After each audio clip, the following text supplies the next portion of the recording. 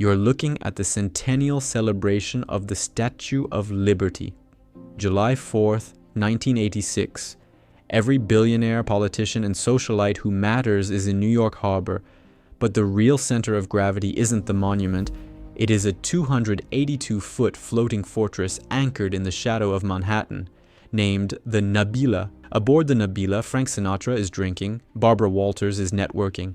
A young developer named Donald Trump is eyeing the vessel, plotting how to buy it, and holding court at the center of it all is a short, rotund Saudi man with an ever-present Cheshire cat smile. Adnan Khashoggi. The press calls him the richest man in the world. His burn rate is $250,000 a day. He owns 3 commercial jetliners, 12 estates, and a private army of Korean bodyguards. But Adnan Khashoggi is not a king. He is not a head of state. He doesn't manufacture anything. He is a middleman. While fireworks explode above his yacht, Khashoggi is running a ghost calculus in his head. Just weeks prior, he facilitated a deeply illegal, highly classified bridge loan. Millions of dollars originated from a Swiss account, routed through a shadowy Iranian arms broker named Manucher Ghorbanifar, specifically designed to bypass the United States Congress. Khashoggi is single-handedly bankrolling the illegal sale of Israeli-brokered, American-made TOW anti-tank missiles to the Ayatollah of Iran. The profits from that sale are being secretly diverted by Lieutenant Colonel Oliver North to fund right-wing Contra death squads in Nicaragua. Adnan Khashoggi isn't just surviving the Cold War, he is privatizing it. He writes the blueprint for every shadow broker who follows. Before Jolo looted Malaysia, before the Guptas bought South Africa, before Russian oligarchs parked billions in London real estate, there was Khashoggi. He invented modern geopolitical corruption. He proves that if you map the intersection of intelligence agencies, defense contractors, and vanity-obsessed billionaires, you don't just get rich. You become completely untouchable, until suddenly you aren't. To understand the architecture of modern shadow finance, you have to look at the power vacuum of the 1960s.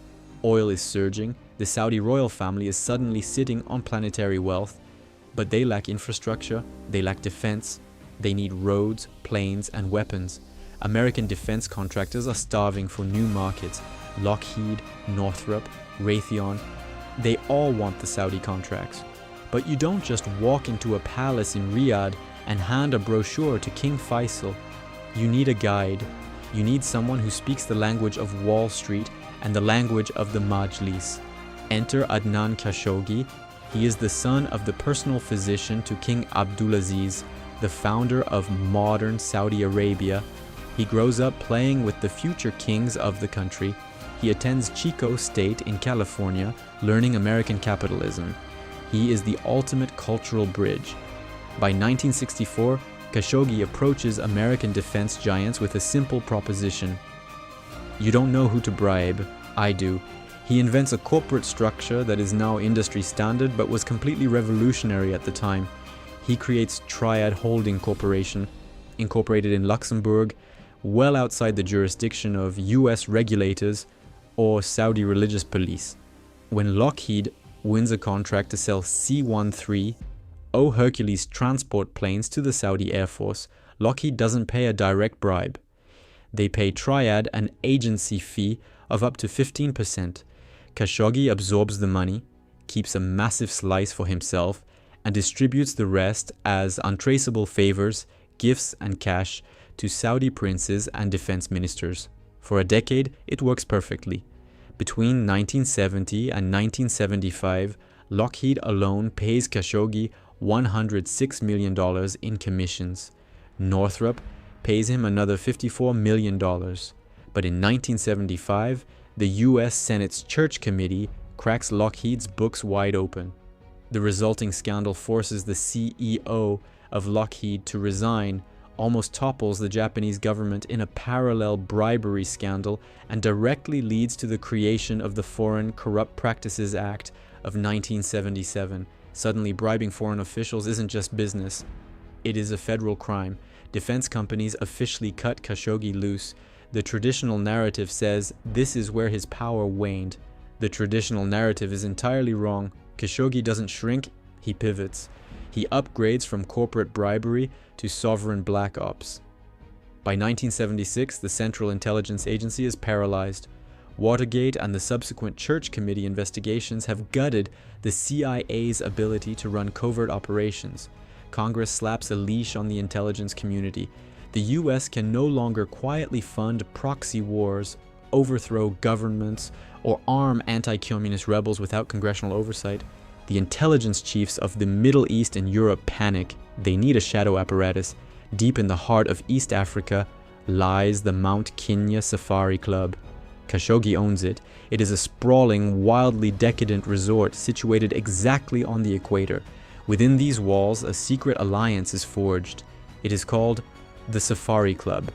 The intelligence heads of France, Egypt, Saudi Arabia, Morocco, and the Shah's Iran agree to pool their resources and run the covert operations the CIA is no longer legally allowed to touch, and the United States, specifically CIA Director George H.W. Bush, quietly gives them his blessing.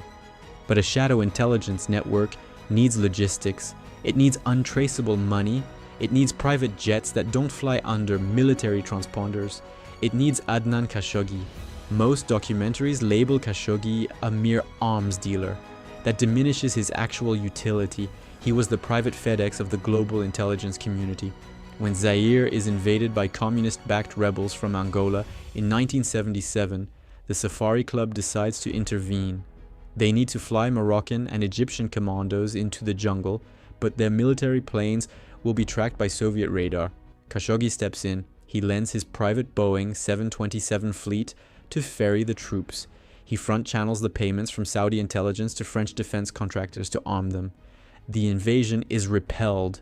This is the true genesis of Khashoggi's untouchability. He figures out that if you perform black bag logistics for Western-aligned intelligence agencies, they will look the other way when you bend global financial laws. It is a blueprint still used by sovereign wealth fixers today.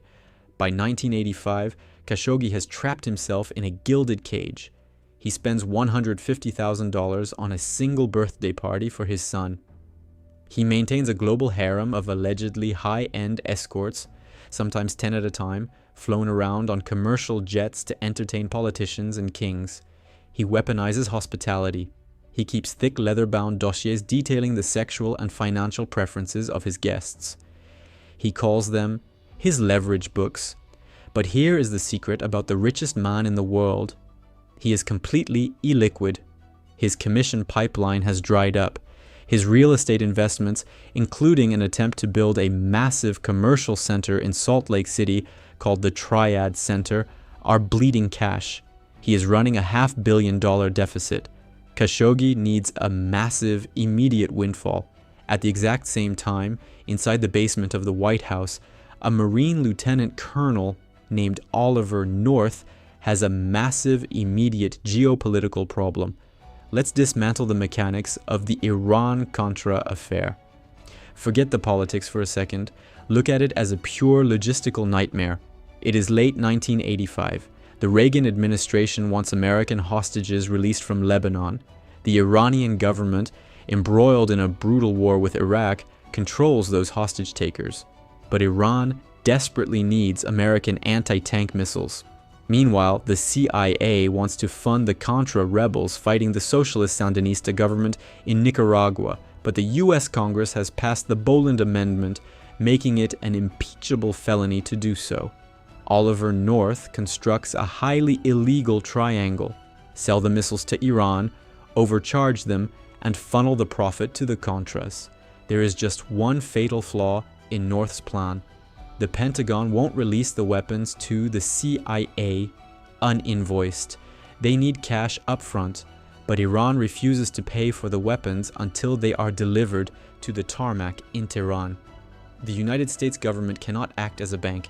They need a private financier to bridge the gap. Enter the middleman. Through an exiled Iranian arms dealer named Manouchehr Ghorbanifar, the CIA approaches Khashoggi. Khashoggi immediately sees the genius of the play. If he bails out the White House, he holds the ultimate trump card. He becomes a fully immunized asset. Look at the mechanics of the November 1985 shipment. Khashoggi contacts a shadowy Cayman Islands shell bank called BCCI, the Bank of Credit and Commerce International. He takes out a massive personal loan. He wires $1 million to a Credit Suisse account in Geneva under the name Lake Resources Inc. Lake Resources is entirely controlled by Oliver North on his cutout, retired General Richard Secord.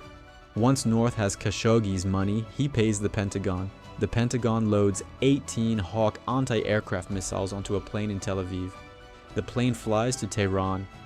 When the Ayatollah's men verify the missiles, they wire the payment to Ghorbanifar. Ghorbanifar takes a massive cut, then repays Khashoggi with 20% interest. The remaining profit goes to the Contras via Swiss bank accounts. It is a perfect cycle of money laundering, utilizing state actors. And Khashoggi does it again and again. In 1986, he fronts $15 million for a larger shipment of TOW missiles. But the scheme blows up. In November 1986, a Lebanese magazine leaks the arms shipments. The enterprise collapses overnight. When the music stops, the Iranians haven't paid for the last shipment. The CIA burns the evidence. Ghorbanifar vanishes, and Adnan Khashoggi is left holding the bag on a $15 million loan he owes to ruthless shadow bankers. His empire is suddenly standing on the edge of a cliff, but Iran-Contra isn't what takes him down. While the world is distracted by Oliver North and the Iran-Contra hearings in Washington, an entirely different criminal enterprise is collapsing in the Pacific. Ferdinand and Imelda Marcos, the brutal dictators of the Philippines, flee Manila as millions of citizens storm their palace. They leave behind 3,000 pairs of shoes, vaults of empty jewelry boxes, and a massive paper trail detailing their looting of the Philippine treasury. The U.S. Department of Justice, led by an ambitious young U.S. attorney named Rudy Giuliani, starts tracking the stolen money. Giuliani finds it parked right in the middle of Manhattan. The Marcoses had secretly funneled hundreds of millions of dollars into 4 iconic skyscrapers: the Crown Building on 5th Avenue, the Herald Center on 34th Street, 40 Wall Street, and 200 Madison Avenue. They also possessed one of the greatest private caches of stolen art in human history, paintings by Rubens, El Greco, and Picasso. To prevent the US government from seizing the assets, Imelda Marcos makes a frantic phone call to the one man who specializes in making problems disappear, Adnan Khashoggi. Khashoggi executes one of the most audacious obstruction schemes ever recorded. He generates hundreds of pages of forged, backdated corporate documents. He marches into federal court and claims that he is the rightful sole owner of the 4 Manhattan skyscrapers and that the Marcoses merely sold them to him years ago. And the art? Khashoggi literally sends his private jet to Honolulu, loads up 38 stolen masterpieces, including a coveted El Greco, and smuggles them to his penthouse in Cannes, hiding them behind false walls. He effectively turns himself into a human shield for a fallen dictator, betting that his deep ties to the CIA will protect him from the Department of Justice. He calculates wrong. April 18th, 1989. Khashoggi is staying in the penthouse suite at the Schweizerhof Hotel in Bern, Switzerland. Swiss federal police raid the room.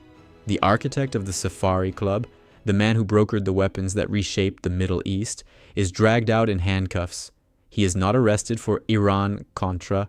He is indicted under the Racketeer Influenced and Corrupt Organizations Act, RICO, for conspiring to hide assets stolen from the people of the Philippines.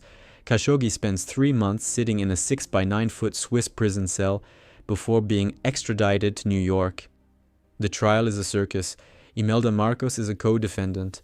The evidence of the backdated documents is overwhelming, but Khashoggi deploys the ultimate defense: gray mail.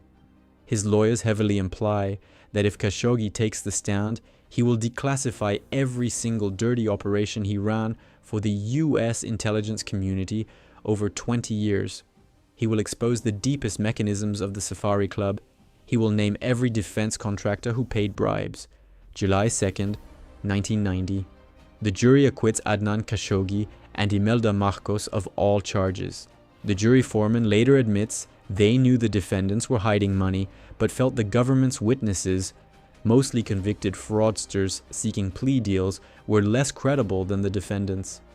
Khashoggi walks out of the federal courthouse a free man, but he is a ghost. His empire has entirely collapsed under the weight of his legal fees and frozen assets. His legendary yacht, the Nabila, is seized by the Sultan of Brunei to settle a debt. The Sultan flips it for $29 million to Donald Trump, who renames it the Trump Princess. His aircraft are repossessed. His 16-apartment penthouse in the Olympic Tower is liquidated. Adnan Khashoggi spends his final decades living quietly in London and Monaco, supported by a shrinking network of old royal friends, before dying of Parkinson's disease in 2017. It's easy to look at Adnan Khashoggi as an 80s caricature, a man in a pastel suit on a super yacht. But look closer. Look at the architecture of the world today. He proved that money alone doesn't buy immunity. Utility buys immunity.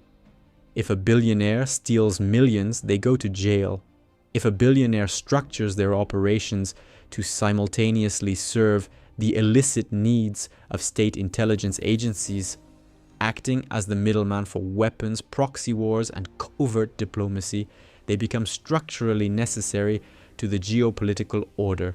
When Joe Low looted $4.5 billion from Malaysia's 1MDB fund, he modeled his leverage exactly on Khashoggi's playbook, weaponizing hospitality, buying influence in Hollywood and DC, making people complicit.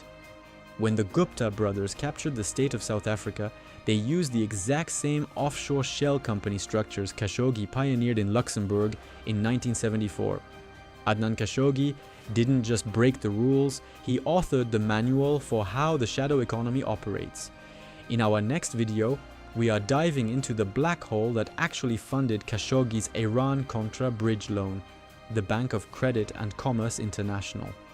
It was an institution built explicitly to finance terrorism, espionage, and nuclear proliferation, operating right under the nose of global regulators. Hit subscribe. The corruption only gets deeper.